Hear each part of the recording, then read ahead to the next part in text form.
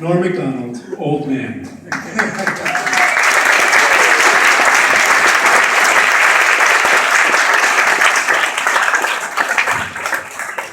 I'm a fat old man that's seen more sunsets than he's going to see. On that note, I think it's pretty clear early on in the book, right around the point where you talk about shooting liquid morphine with Lorne Michaels, that there's maybe a playful approach to fact that you're doing in the memoir. I ignore facts in pursuit of truth. So along those lines, I wonder if you could talk a little bit about both why you wrote the book and the approach you chose to take with it. Well, because when I was in Edmonton, Alberta, Canada, I was doing stand-up comedy, and my manager told me to put on my Wikipedia, and then I put on my Wikipedia and I was dead. And I died of a morphine overdose, which is kind of funny because, people have done morphine since the previous century. But anyways, at first I was laughing about it, and then I sort of got chilled by it because I realized, that one day what was there was going to be true, because, it's just a change of tenses, is turns to was, and does turns to did. There you go. So I thought, well, in the future, when I was Norm,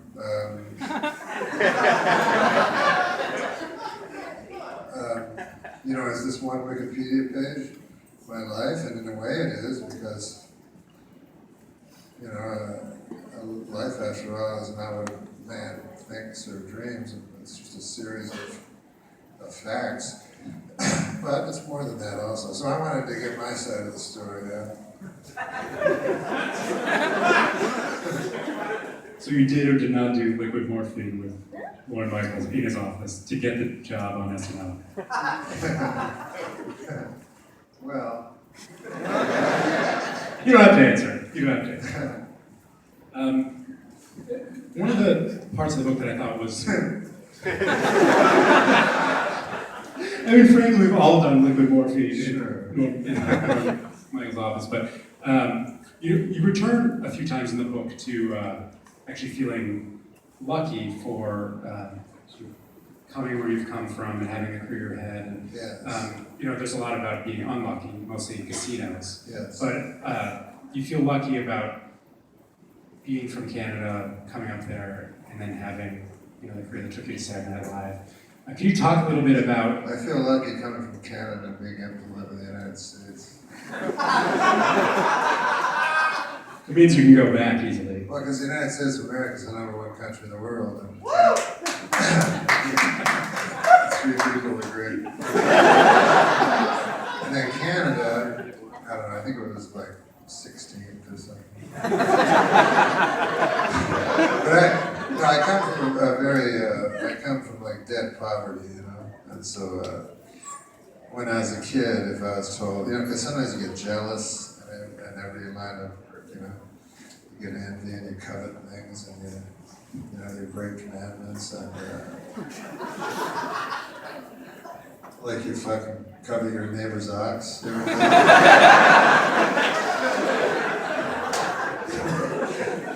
God damn, I like that ox.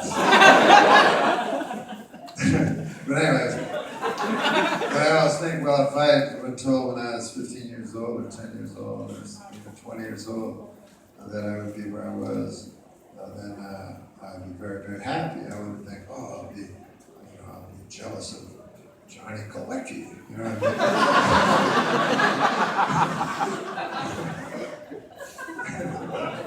That motherfucker.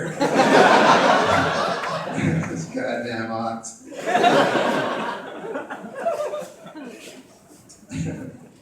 Can you talk about how you got into comedy?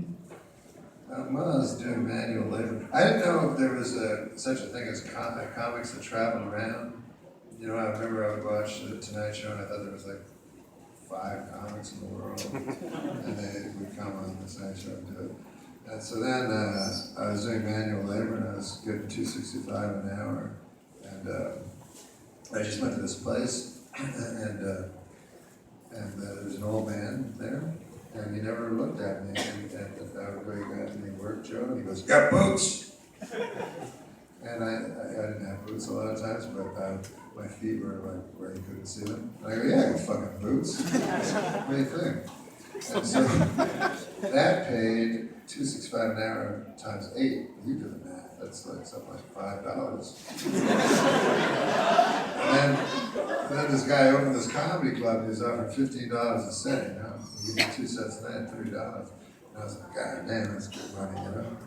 So I started doing that. That's why I started doing it. It was just complete serendipity. When did you realize you were good at it?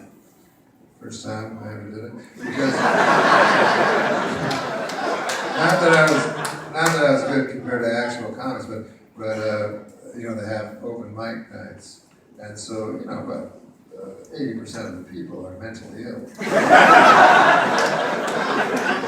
The comedians or the crowd? Pardon me? The comedians or the comedians. So if you actually know the difference between right and wrong, you're way out.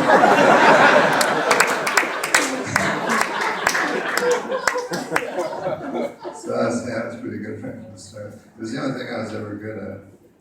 Do you remember a joke from back then?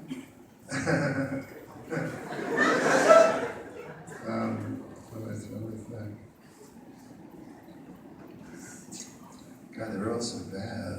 You know, I don't want to say them because they're bad. I read Steve Martin's like Born Standing Up, and he was like, "Here's my notes from when I started out." They were all scribbled, like notes from his first set, and they were all like classic, great Steve Martin jokes. I'm like, what the fuck is that? He's good at comedy. But no, this is what a fucking Buddhist monk gave me this motherfucker. So I thought, oh, this is so cool. And they said $20. Suddenly I had like a Brooklyn accent. He gives me this, and they start hitting on girls. Welcome to New York, I guess. Right? Just on the subject of other comedians, you have these stories in the book about other comedians that you had working overlapped with, people like Sam Kinison in particular, Rodney Dangerfield, Chris Farley. Can you talk a little bit about why those guys in particular were so unique and meaningful to you? Well, to me, Rodney Dangerfield was the funniest guy ever. Like everybody says, private. I remember when Rodney Dangerfield died, and all the comics would get together. Everybody had a Rodney joke, you know. So the best jokes there were, he had like, you know, he did everything funny. Like, you know, the new comics were just punks, would just talk funny. But you know, Rodney talked funny, acted funny, looked funny, walked funny. You know, what I mean? Everything's funny about this guy. And then he had the greatest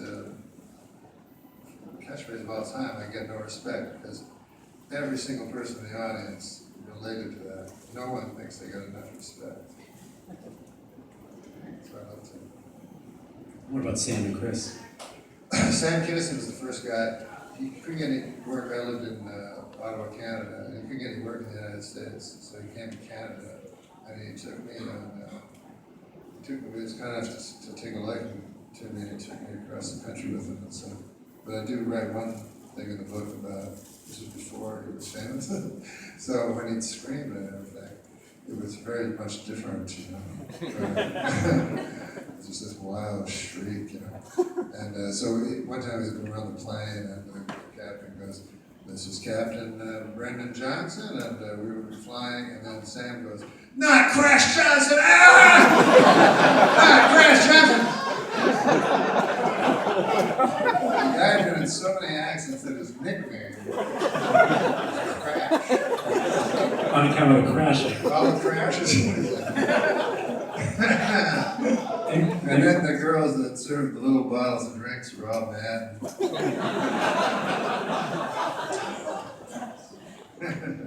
Then had Sam, had that old Sam laugh. That old Sam laugh. And Chris, did you know him at all before you started working on SNL? No, I didn't know Chris Farley, but he was so sweet and kind to me.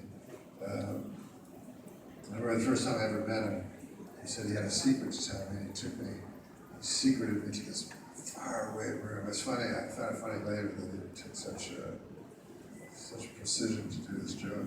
He took me all the way back to this room, and then he closed it and cased it as if it was, as if it was wired or something. Wired? I only know 50 words. I'm very shrewd at putting them together. But then he said, I got a secret type, but can't go past this room. Pat is a woman.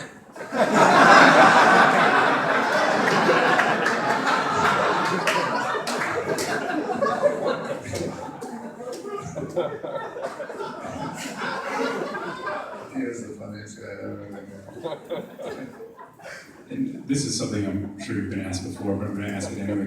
Is there a favorite SNL story that maybe you can share with us now? Either one that's in the book or... What about that one I just fucking told? I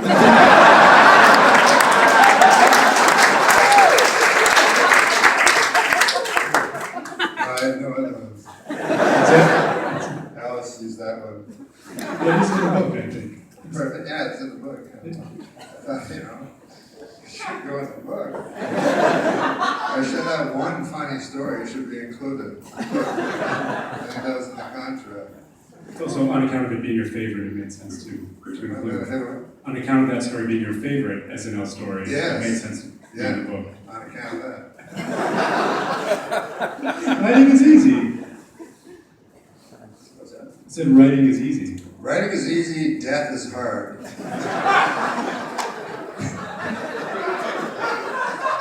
Norm Macdonald. I think you have a selection to read from the book. Oh yeah, I was going to read that. You want me to read some? Yeah. Your favorite SNL story. I don't know what mother page it's on. Oh, it's my greatest gig. There's two things I want to read. They're very short. Okay, so this is my greatest gig. This is a true story, actually. Some of the stories in the book are not true, but this is true. Word for word true. So, I got a gig doing comedy at a hospital for the patients. It didn't pay any money, but that's not why a comic does a gig like that. You take that type of gig just because you want to be a good person and receive eternal life. Son of a bitch to drive this long. Why the fuck they built a hospital so damn far away from everybody? I couldn't figure it. It was way out in the middle of northern Ontario, where you have to pray your car doesn't break down. And if it does, you have to pray it freezes to death before the timber wolves find it. Well, anyway, the people who built it must have known what they were doing. After all, they owned a hospital, and I was just some guy in a car asking questions to myself. Suddenly, in the middle of nothing, where the infinite nothing of the sky meets the infinite nothing of the snow, I saw something. A small, square, blue sign indicating a hospital. I was getting close, and I was getting nervous, too. Maybe it was the barbed wire around the perimeter. Maybe it was the armed guards. What kind of hospital was I playing? I got my answer quickly enough because it was written on a big sign. Hospital for the criminally insane.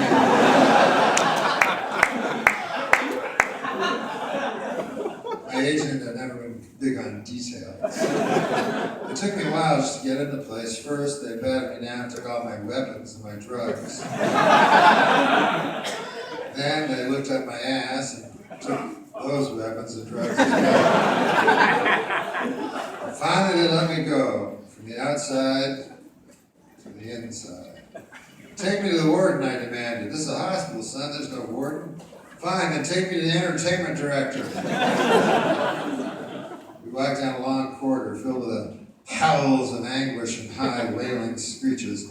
Every cage I passed had a guy in it, and every guy was acting louder than the last. The first guy was scratching his hair real hard, even though it was shorn close, as if he was trying to scratch inside his head or something. And he just kept saying, I was at John D. Rockefeller's funeral. Then the next guy was just staring at me, stone still, and he had a big smile on his lips. His eyes were cold dead. I started laughing to beat hell. How do you work with these characters all day and not crack up, I asked the orderly. Oh, you get used to it. Hey, I said, what about that guy with the cold, dead eyes standing there? What did he do to get in here? Oh, well, his name is Fred Henshaw. He took his mother out to the cold northern tundra where the sun never sets, and he cut off her eyelids. That way she couldn't sleep, or even shield her eyes from the sun. Then Fred had her wander around, tripping in the snow, falling, getting back up, falling again. Every day, Fred would take a hypodermic needle and remove half a pint of blood from the old lady. After about a week, his mother just lay down in the hard snow. Then he sat down and waited for the crows to come. Oh my God, I said, that's the worst thing I've ever heard. Well, what about the guy before him, Mr. Itchy Head? What did he do? Oh, him, trust me, you don't want to know.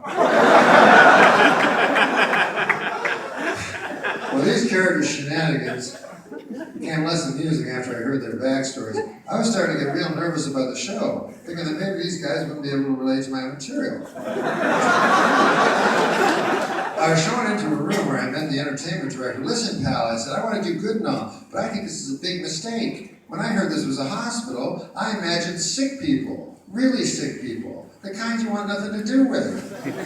Why, some of these fellas look healthier than you and me. Oh, don't worry, he said, you'll do fine. We had the Gatlin brothers last week. What the fucking Gatlin brothers? The Gatlin brothers, I couldn't believe my ears. But then the guy showed me the room, and it was world-class steep stadium seating, perfect acoustics. And I'd never seen such a fancy venue. Only one time I'd ever played a venue that good, and that was for a crowd made up of folks who never slaughtered a single man. How is it these monsters deserve such a fancy venue, I asked. Well, let me explain something, Norm. You see, technically, all these fellows are not guilty. Not guilty by reason of insanity. Do you understand? No. Every one of these men has been found not guilty in the eyes of the law. Oh, I said. Well, that shed a different light on the situation. If these guys weren't guilty of anything, then they deserve the best show I could give. I guess I always kind of knew that deep down, but it took the entertainment director to make me realize it. Soon showtime arrived, and I stood in the wings, peering through the curtain. The room was made to hold about 500, but I could see there were only roughly 7 people asleep. Where is everybody, I asked. The entertainment director shook his head. I can't figure it. There's not a single other form of diversion in this entire hospital for the criminally insane. And then he looked at me mean, like it was my fault. It's not my fault, I said. We had the Gatlin brothers last week, he said. We had to turn people away. Criminally insane people. It broke my heart. Well, get out, you're on. And he pushed me toward the stage, really hard. I hit the stage to silence. Good evening, folks. How many of you own an answering machine? I had a great answering machine joke. None of us, that's how many, answered one. The other 6 grumbled in assent. You got any complaints Tuesday mornings, meetings, the time to bring them up, Kowalski, you know that. Now pipe down, let the man speak. Said a guard. Anyhow, I continued, I have one, and they're more trouble than they're worth, in many ways. Now say a man phones you, and then I couldn't move. I couldn't go on. One of the criminally insane men had found his way onto the stage and had begun biting my leg. And the guard had begun striking him with a baton. That just caused the criminally insane man to dig his teeth in deeper. I started shrieking. The audience got a big kick out of that. So the other patients began to wander into the auditorium to see what the commotion was about. By the time they finally shed my leg with the criminally insane man's teeth, the place was full, with everybody clapping and cheering and biting. It was the greatest show I ever had.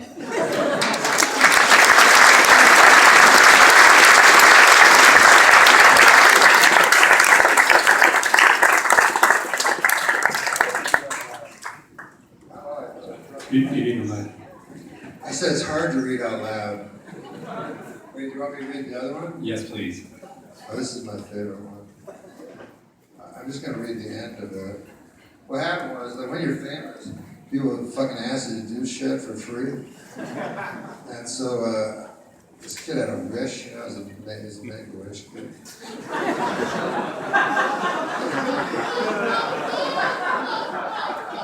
So he was very young in a way, because he was 9 years old. You don't live to be 9. But he was very old in a way, because he only had 1 year left.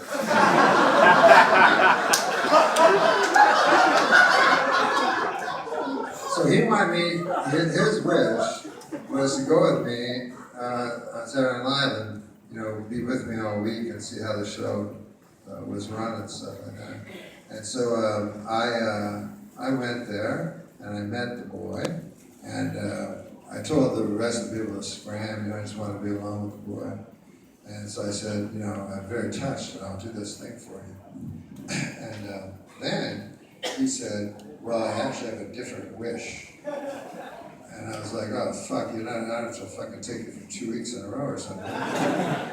And he said, no. He said, do you have still have your Canadian citizenship? And I did.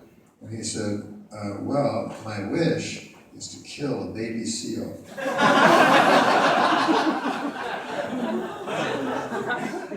So anyways, we did. We went to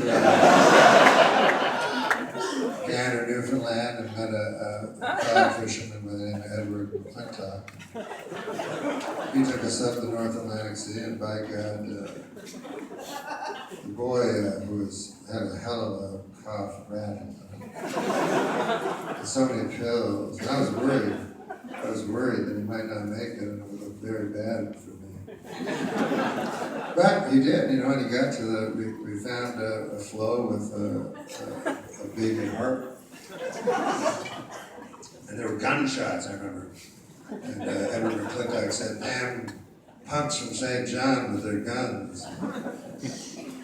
That's not how you kill a seal. So he pulled out of a bag, it's called a hack-a-pick. It's this medieval looking thing with a sharp, and he told the boy, he said, you know, you hit, you know, he said, a seal's skull is as thin as a shadow. So if you strike it once, in the proper place, the seal will die in human fashion. So, and the boy did it, we watched. And the blood came pouring out. And it almost like, it was like the blood poured into the boy. It was like the seal's life somehow. Anyways, me and my two buddies were witness to this wicked miracle. And that boy survived. And he had a complete bill of health. You know, it was a big story in New York for a short time. He got to, you know, go to Gracie Mansion and meet the mayor. It was Jimmy Walker at the time. I don't remember what, but he met the mayor, and he was a sort of celebrity. He was on Donahue. And anyways, and hardly anyone noticed a year later when there was a little story in the Times about how he was struck by a bus and killed. So anyways, this is a story about his funeral.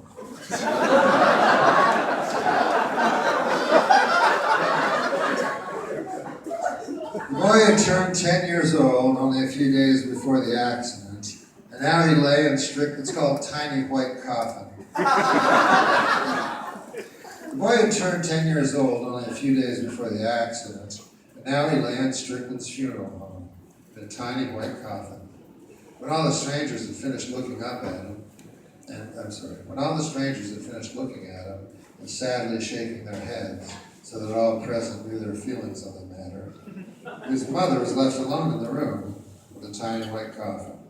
Alone, but for me. I lingered behind unseen while the funeral director shooed the others into a room with a sad-faced pastor who was preparing to speak. The mother stood and looked down into the tiny white coffin. Her posture, which had been rigid all morning, went slack at the shoulders and neck. Her hands remained clasped tightly in front of her. The boy was wearing a navy blue suit and a white shirt and a tie, but he still did not look like a man. I stayed quiet in the shadows so as not to disturb the moment. After a time had passed, the funeral director opened the door and quietly let the mother know that her time was up. As she turned to leave, she looked one last time into the tiny white coffin. And then she did a strange thing, a thing I will never forget. She straightened the knot on the boy's tie and looked to make sure it was right. I took in a fast, jagged gulp of air, and I slunk into the next room before she noticed me. There were cookies and an urn of coffee on a table in the other room. The cookies were god-awful. None of them contained jelly in the middle, which are widely considered the best funeral home cookies. There were only dry shortbreads. The coffee was black and there was no cream or milk, just packets of white-yellow powder. When I poured the powder into the styrofoam cup of black bitter coffee, it just sat in a pile on the top. When I mixed the powder in with a black plastic stick, the coffee turned gray, like dishwater. It got me pretty steamed. And I'm sure the rest of the people who had gathered felt the same way. We all went into the adjoining room and took our seats. The tiny white coffin had been placed in the front of the room. The sad-faced pastor was standing beside it. The sad-faced pastor told us how the boy had not been an ordinary boy at all. He had been very special. He had been a brother and a son, and a grandson, and even a great-grandson. I looked over and I saw them sitting there, the young and the old and the older and the oldest. The sad-faced pastor told us that some things were very mysterious, but there was a meaning behind everything, even something as tragic as this. He then asked if anyone had anything they would like to say, and people came up one at a time to speak about the boy. I decided to go up and speak too, since I had experience in public speaking.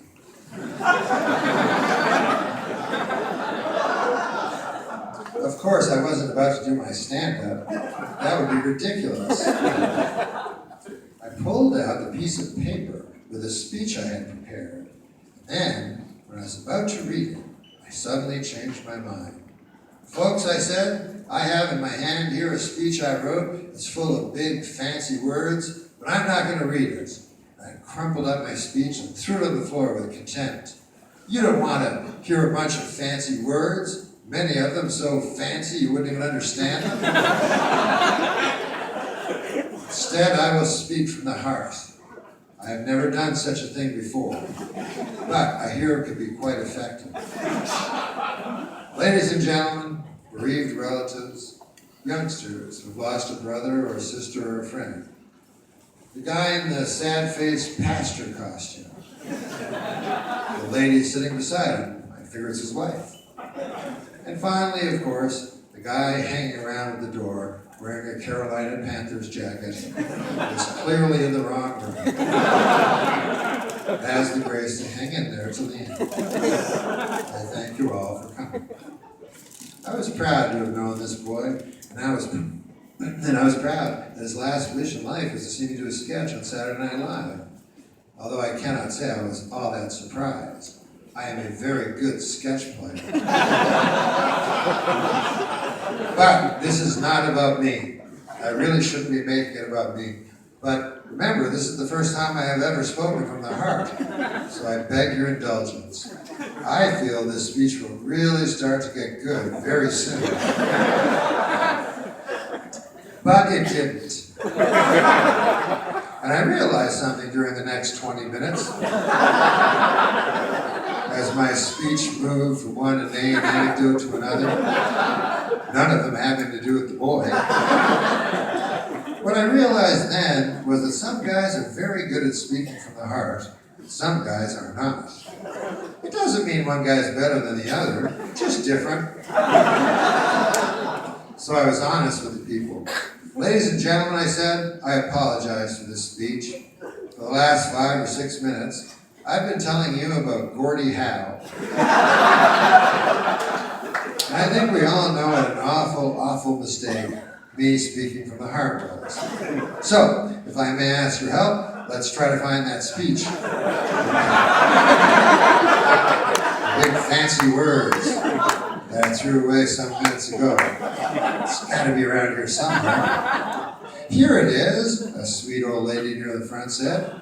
I read it and thought it was very good, especially the part about how we can learn more from the children than they can learn from us. Oh, excellent, I said. I'm glad you like that part because it's a surprise ending.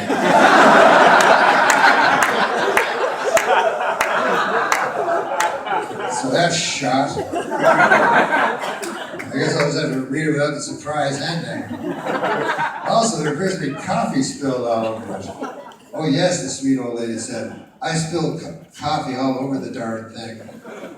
Okay, well, I can't make out any of the big fancy words now at all, but it's nobody's fault. I mean, in all fairness, part of it is my fault for crumpling it up and tossing it away so cavalierly. Hey, you know, I think cavalierly may have been one of the big fancy words in my speech. Also, it's partly the sweet old lady's fault for spilling so much coffee on the paper that not a single word could be made out. But we're not here to place blame. I will say this about the young boy in the tiny white coffin.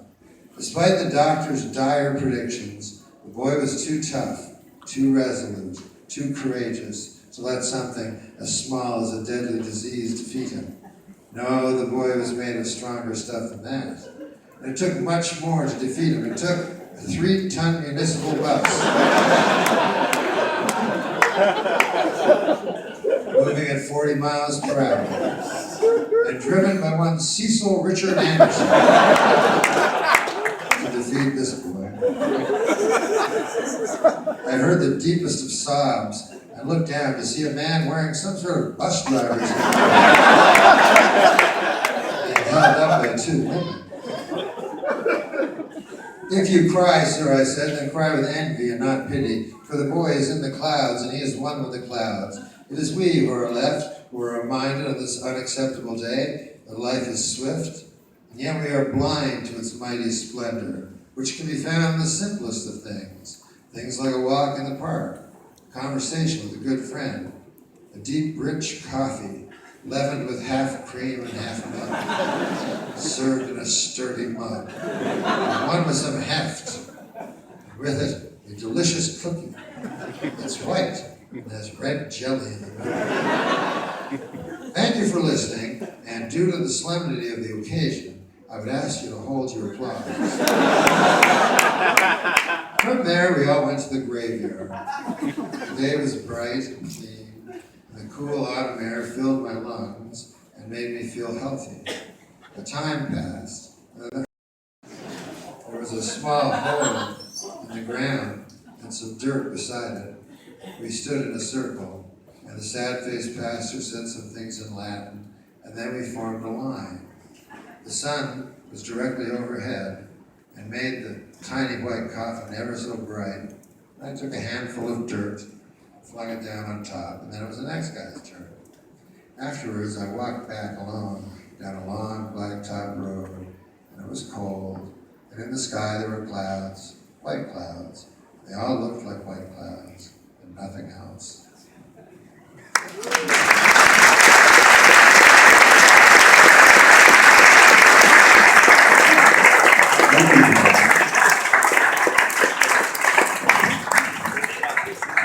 I think we're going to take audience questions. Yeah, that'd be awesome. You guys look awesome. I love what you've done with your hair. We'll start right over here. Hey, Norm. Hi, how are you? Great. Now that you are, can you tell us a little bit about your favorite books? One of my favorite books of all time? Favorite books in general, all time? My favorite book is Search for Lost Time. My favorite American book is The Adventures of Huckleberry Finn. I love Russian literature, and that's what I read mostly. Yeah, you know, just the standard stuff. You know, I don't like Dostoevsky, but I like the actual good writers.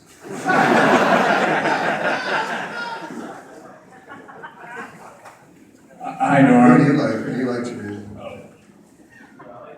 Yeah. Oh yeah, I'm reading Infinite Jest right now. Wow, how coincidental. So it's good, huh? Oh, I'm glad I'm reading it. Oh, thank you. Sometimes I give up on books, so I won't give up on that one, because it's so big. Sometimes big books make me sleepy.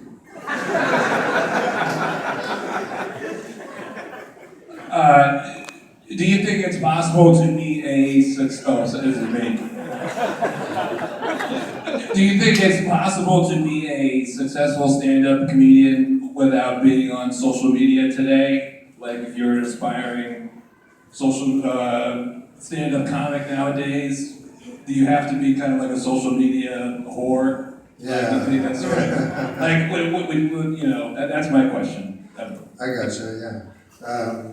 I don't know, man, because I'm just an old man. And when I came up, computers were different. They were big, they filled the whole room. And you would ask it questions, and then it would say either yes, no. But if you asked it like an imponderable question, it would say, this does not compute. And smoke. And spit from the computer. Now, I think you probably have to be I don't know if you have to be a social media whore, but you have to be a whore.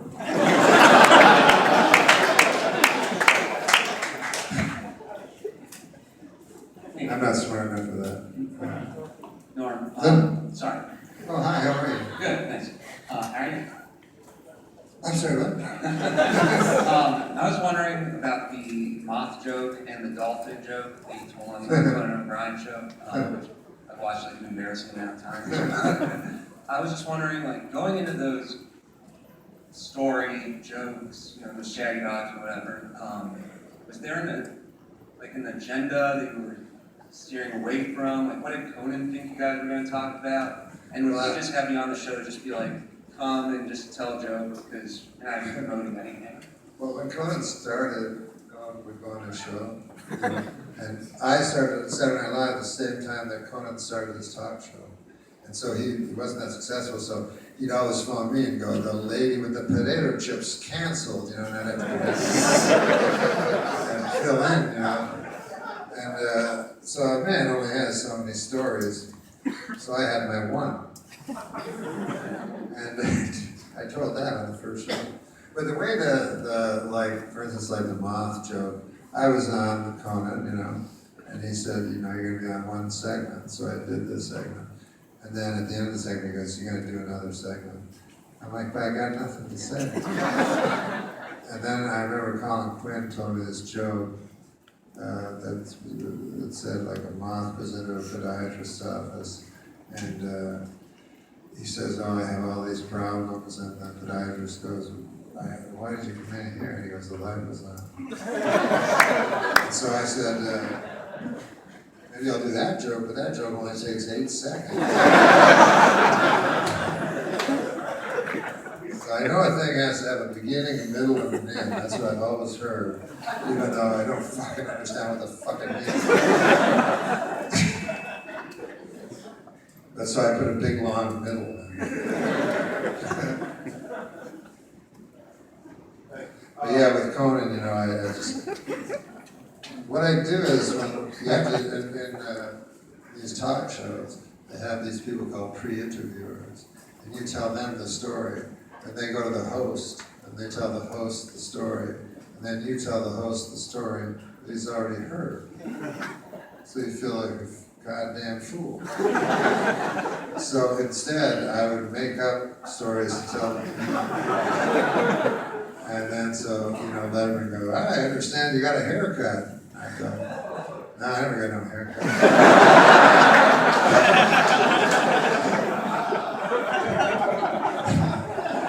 So after a while, they just let me do it. And they were all very kind men, you know. Very, very funny men.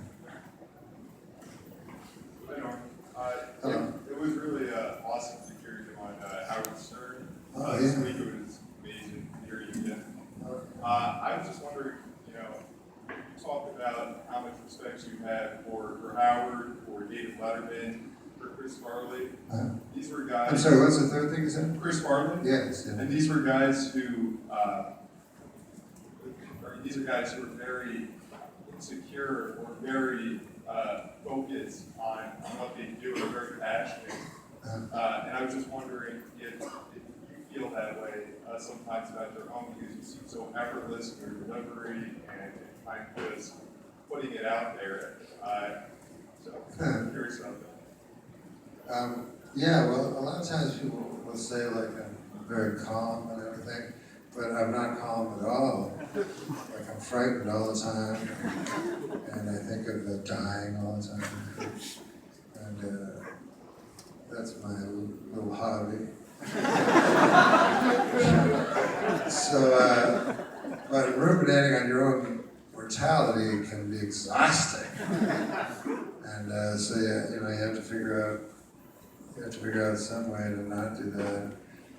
But I'm not insecure at all. You know what? I know I suck as an actor, Chip, but then, like I have low self-esteem, but I have low other people's esteem. You know what I'm saying? So I'm like, if that motherfucker can do it, I can do it.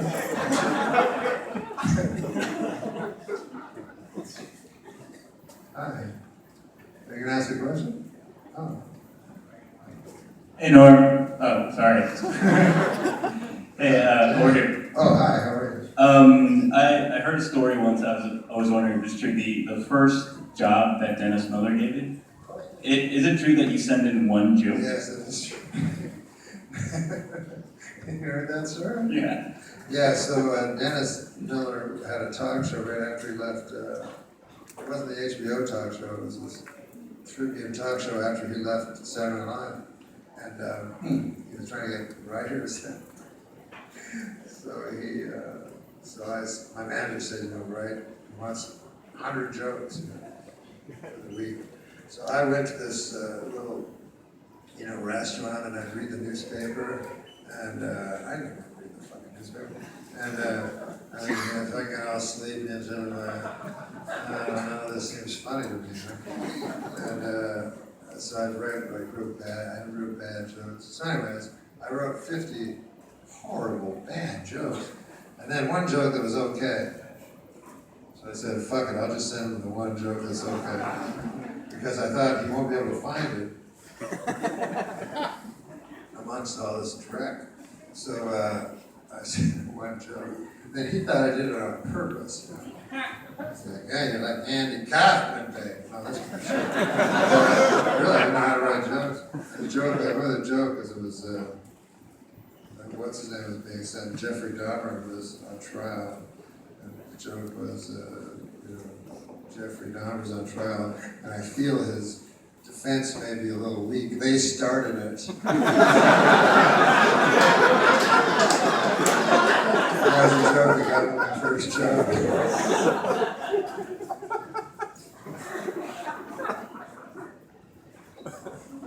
I don't have a mic, huh? I gotta get you a mic, then. I'm a big fan of your podcast. Where are you? Oh, me. Oh, hi. How you doing? I'm a big fan of your podcast. Oh, I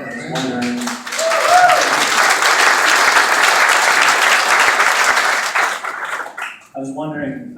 Who your favorite guest has been so far, and who would be your dream guest? My dream guest is Robert Blake. And I also really want Jan Michael Vincent also. My producer goes, he's dead. And I'm like, I don't think he's dead. He's like, he's dead. And then, you can check things on Wikipedia, and it turns out he's not dead. But, so one week, he was like, I can get anybody. That's what my producer says. I can get anybody. And so I said, well, how about Robert Blake? I'll get him. And then the week came, and it was Fred Stoller.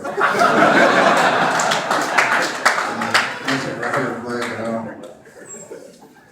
and then he did this Down syndrome thing. He was talking to Robert Blake on the phone, And he's trying to convince him, to do the show. And then at the end of the thing, he goes, listen, unintentionally but stupidly, he goes, listen, I gotta go, I'll phone you back. I have to go to dinner with my wife.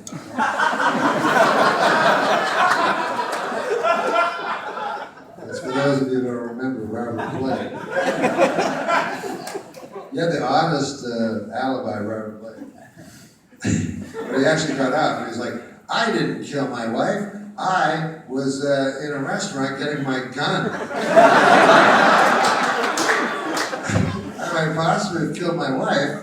At the time my wife was shot by a gun, I was in a restaurant getting a gun. It doesn't make sense. You gotta buy a gun. Thanks for taking the pictures of me. God, I love pictures of me, especially when I'm an old fat man. Is this on? Okay. I love the Burt Reynolds impression you did. So think about A, like the genesis of it. B, has Burt, and he met Burt, has commented, and just while I have this, over the 41 years of SNL, I'm wondering, besides Farley, going back to day one, who are the players that really you most admire? Any shape, anything? Well, when I was a kid, I liked, my favorite was Dan Aykroyd by a million miles. And I always wondered why Chevy was the star, because I thought, God damn, Dan Aykroyd can do anybody, and he's so funny and stuff. And the reason I wanted to do Burt Reynolds, because I loved him when I was a kid. I don't really do impressions, but guys who I really like, I can do. And guys that are funny, it's kind of a cheat, but you do an impression of them, and then you're funny because they're funny. You know what I mean? So I always used to watch him on the Tonight Show, and I said, I gotta get him a sketch. So then I stole this sketch called Half-Wits from Second City, and I turned that into Celebrity Jeopardy, and I felt really bad for stealing a sketch.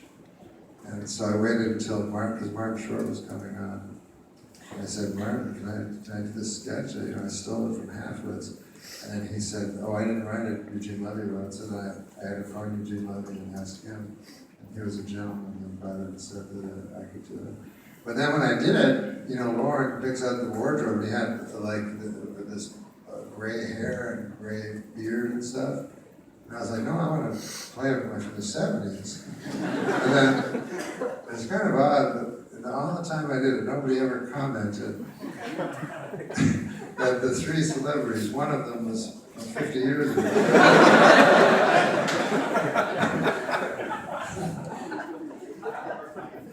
Oh, Burt, yeah, no, I met him, and goddamn, that guy was funny. He just told me the funniest stories, and yeah, he wanted to, he said he wanted to, this is a story he told me. He said, he'd get all these girls when he was young, he was so handsome. And he said one time he was in a hotel, and there's this beautiful blonde, and she said, like, just come up to my room, and we'll have sex. So he goes up to her room, and they're kissing on the bed and stuff, and then he said she whispered in his ear, and she said, I'll be right back. I have to take a dump.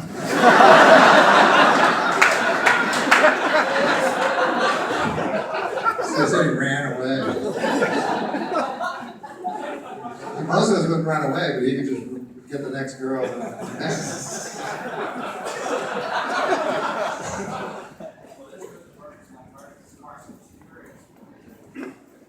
Oh yeah, Carson did not like Dana. Yeah, Carson didn't like Dana doing an impression of him, which was, it made Dana sad because Dana used to go on the Tonight Show with Johnny Carson and stuff.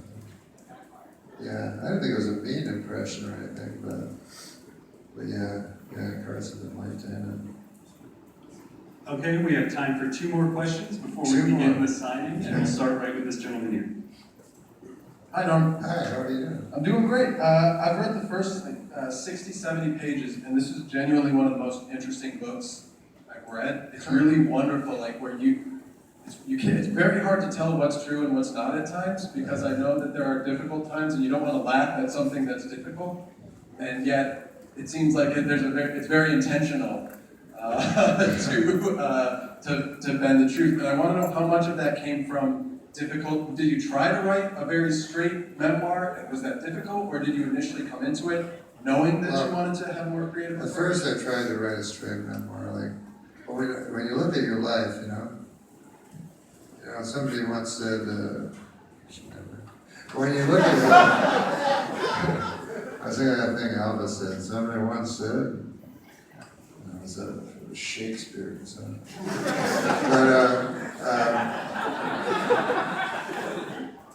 But, what was they talking about? What was the question? Did you start out trying to write a straight memoir? Yes, I did, yeah. And then I realized, so little happens in life. First of all, mostly it's the finding and consumption of food. And so you wake up, you eat your Frankenberries, and then you find your buddy, hey, we should get a ham sandwich later, after the Frankenberries digest. And then, I gotta go to the store, man, buy me some food. So your life is just a set of mundane, things. And so I read a whole bunch of biographies, and I really have contempt for celebrity biographies because I feel there's real authors, that work and are talented, and then they look at the best artists and fucking Tim Allen or something. So I always imagine them in their cold water flats. I don't even know what a cold water flat is. Just like angry and, for the news stuff and stuff. So anyways, I tried a whole bunch of ways of doing it. And then I thought, I didn't want to libel anybody. I didn't care about libeling them, but I didn't want to be sued for libeling. So I thought if I put actual true things in it, but surrounded them by fanciful falsehoods, then they couldn't say, hey, you slandered me, because I go, what are you talking about? The devil's in the book, like the actual devil. The actual devil makes an appearance in my book. So that was my plan. That was my scheme. Schemes always trump plans. Always remember that. Is there one more? Hi, Norm. Hi, finally a Yeah, woman. It's about time, I say. I'm sorry. Flipping through the first few pages of your book, so far so good. Oh, good. Who is Marilyn Manson? Who's what? Marilyn Manson. Oh, sorry, Charles Manson. Yeah, sorry. Well, there's different people named Charles Manson in the world. Just like there's different people named Jesus Christ. And yet, if you met a guy named Jesus Christ, it's not like you're going to follow him and become a goddamn fisher of men. But anyways, I assume you're talking about you've gotten to the dedication.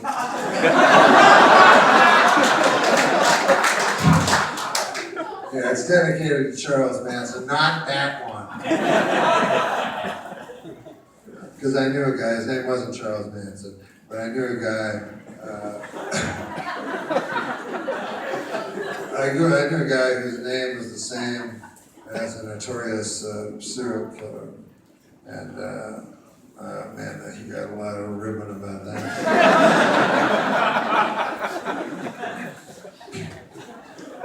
I can take more questions, it's fun.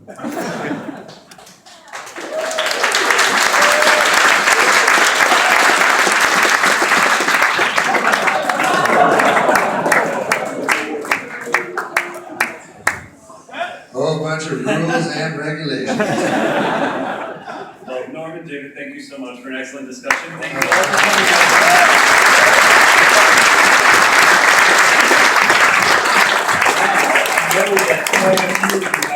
Thank you very much for coming. It was so kind of you. Thank you very much.